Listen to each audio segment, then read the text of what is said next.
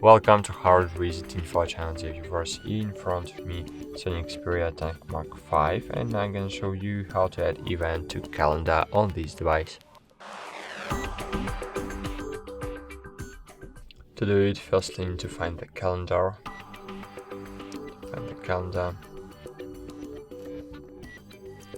Click Go with.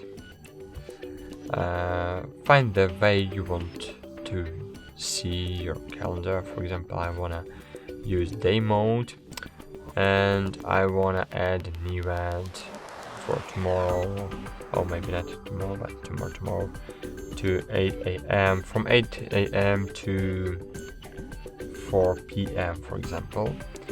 Then click on it, add the title,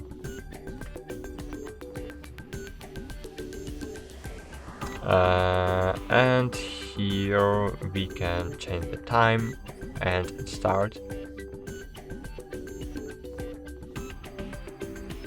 create a Google meeting and other features. Then click save. That's it. Thanks for watching. Like this video, subscribe to the other channel, and bye. See you.